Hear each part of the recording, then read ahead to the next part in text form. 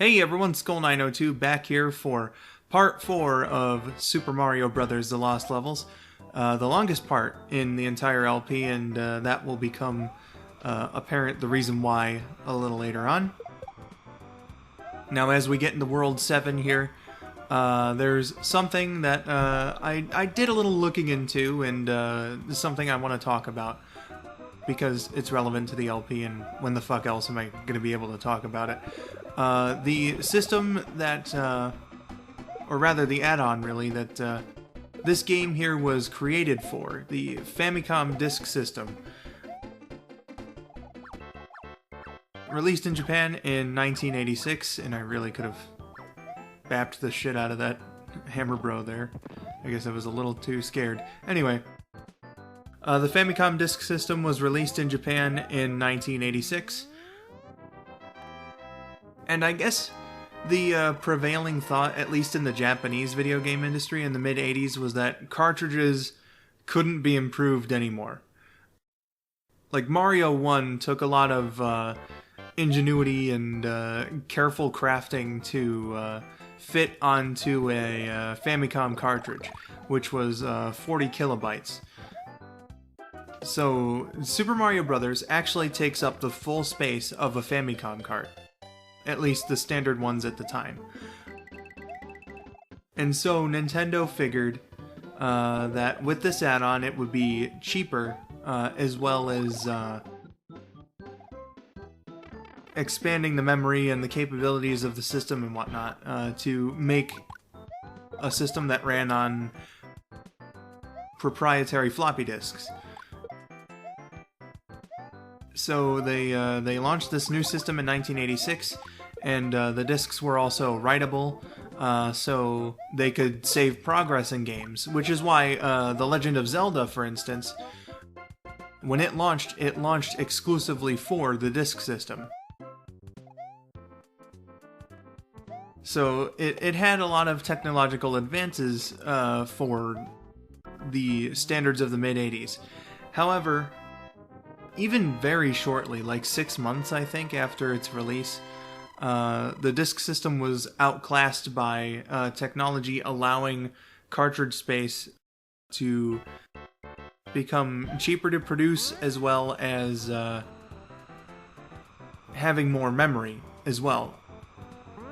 So the experiment was kind of a failure in that just like it was outdated almost as soon as it came out, because of these methods, and also battery backups were sort of a killing blow to the usefulness of the discs.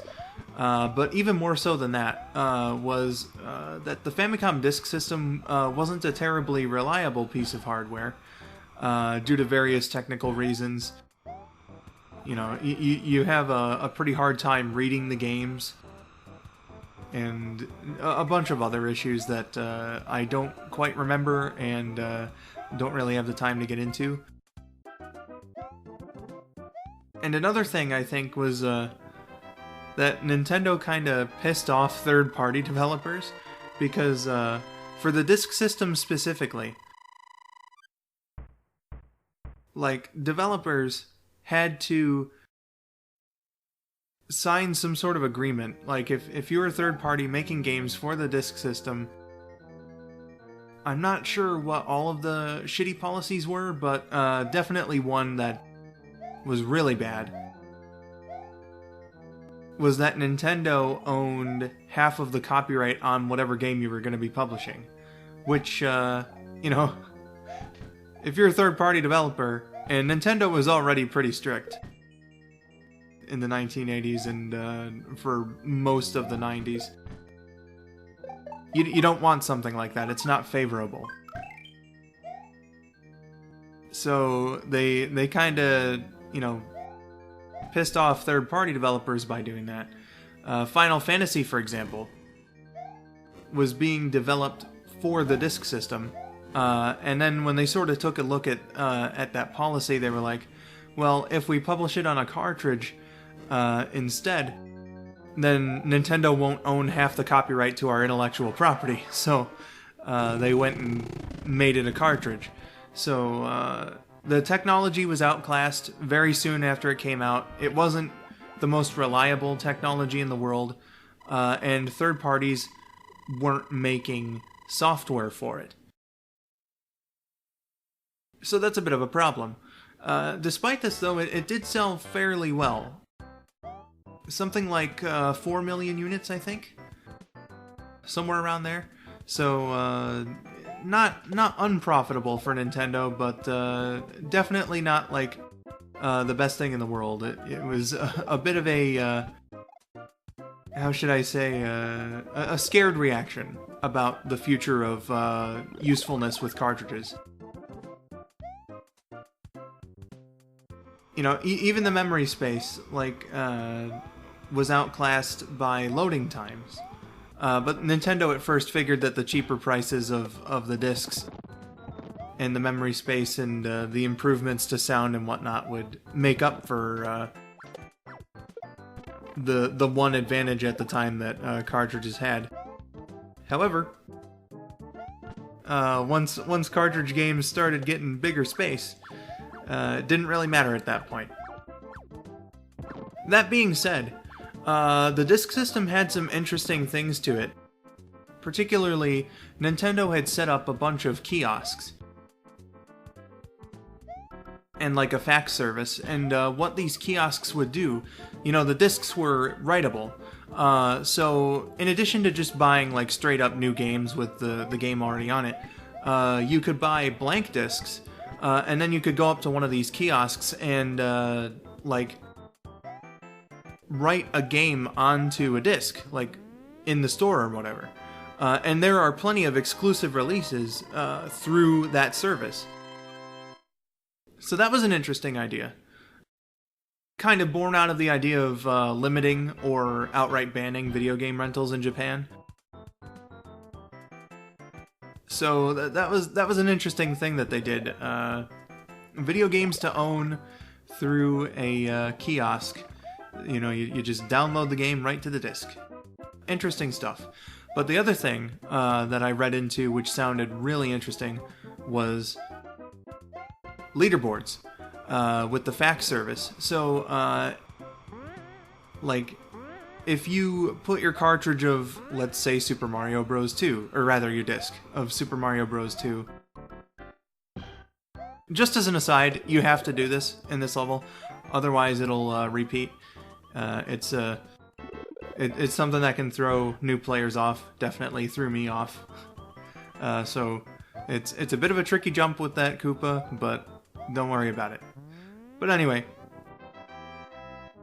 again, you could take the score off of any disc that you had, and we're going to use Super Mario Bros. 2 as an example. And I guess Nintendo had a database, but basically you would put it in this thing, and it would fax that information over to Nintendo, and then I'm not exactly sure how it worked, but you could get the information back about, you know, who had what score in Japan. It was a national leaderboard. So, you know, really ahead of its time in that respect as well, that you could check the scores from other players in the world, or not in the world, in Japan, rather. Japan is not the world, despite what all the weebs think. Alright. I'm sorry, that was stupid. But no, it was really cool to have like a download service and I almost said it again, a national leaderboard in the 80s with that technology. So again, like really nice and ahead of their time with that. The disc system is an interesting thing to really look into and you know, see. They had an interesting idea there. Unfortunately, the technology kind of outdated itself pretty soon after it came out, and yeah, at least it wasn't like a total loss like the Wii U was. So there's that. But anyway, we are now on to castle number 84. In this one, it's definitely a test. I had to do this one over a multitude of times. Goodness gracious. It's got like a sort of looping system. Just like 8-4 in the first game, you need to go down the right pipes in order to progress. And it's got shit like this. With the super mushroom, jumps like this, like through small openings, are really, really tight and nearly impossible to make. And if you're lucky enough, with another extremely tight, super annoying jump, you can actually get a fire flower entering the last room. So that's something to look out for. I tried, but unfortunately the way that I landed after the tricky jump, I just like was in a position where I kind of was forced to immediately run into the pipe. The power-up is right above the pipe. 8-4, it's definitely a castle befitting of saving the princess, let me tell you. And right here we're about to run into a fake Bowser, which is treated like a real Bowser in the 8-bit versions. But if you beat him with the fire flower, it'll be a Bowser in disguise. As well, in the 8-bit versions, he's also miscolored, and the reason why is because he's far away from the axe. It's a palette thing. So yeah, interesting. I think they call him Bowser's fake brother or something on Mario Wiki. But yeah, Bowser himself not too bad to take down. First time I ever beat Bowser in Mario 1 or Lost Levels. You know, to save the princess anyway in a Castle 8-4 while retaining Super Mario or Super Luigi. So that's interesting right there. But even more interesting is instead of like a hard mode for completing 8-4, if you go through the game without taking a warp zone, it'll send you to World 9. And World 9 is actually a big contrast to the rest of the game, I have to say. World 9 is piss easy.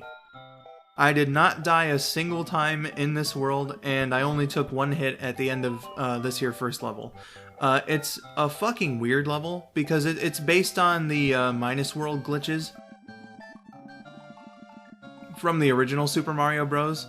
They saw that was a thing, and they were kind of like, what if we made an entire world based around that? The levels are really short, and again, underwater Lakitus and Hammer Bros and Goombas and all that, like, holy shit.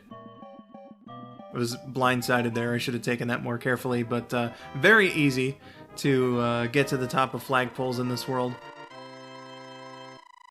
It's an extremely strange time, but again, you can only access it if you don't take any warps, and that includes the backwards warps as well. Kind of a shitty move to do that, but yeah. In All Stars, it treats it just as if just as if you were playing any other world. In the 8-bit version, it's sort of like an infinite loop, unless if you've beaten the game 8 times, which I'll get into in just a moment. Where you only have one life. So it's a bit of an endurance, I'll say, in the 8-bit version, but in All-Stars, and this is one of the reasons why I played the All-Star versions, it just treats it like it's a normal world, and you get to keep all your lives and whatnot. You're not restricted to just one. So even if you had like 128, the maximum, in the 8-bit version, it would reduce you to 1. Which is fucking crazy. The 8-bit version is a bit of a thing, let me tell you. 9-3 here is the only outdoor castle level. As far as I know, in the entire classic Mario franchise, or possibly even the franchise as a whole. An interesting Bowser fight, I'll say, because you can skip it. You can actually do the underground level thing and just walk right over it. Which is amazing, and Bowser shows up in the floor here. as you'll see in just a moment. There he is. What you doing in the floor, Bowser? That doesn't seem possible. But yeah, thankfully, because I know in Mario 1 there's a castle where you can walk on the ceiling, but it just leads to a dead end because you can't get past Bowser and whatnot. So, it's a bit strange. It's a bit strange. 9-4 is the shortest of all the levels and by far the easiest. There's some Japanese text. I'm not sure if this is kanji or katakana or any of the writing systems. I'm not sure which one it is. But translated to English, I believe it says you are super player. You are a super player, or you are super player. I'm not entirely sure, but yeah. And for whatever reason, even though the next level we're going to isn't a castle, you enter a castle. So that's World 9. Very fucking strange. Again, if you've got the heart and the willpower to beat the game without, taking a warp or anything like that, you are given the opportunity to play this world, and it's kind of a fun world to go through because I'm like one of the few people in the universe that likes the water levels in Mario.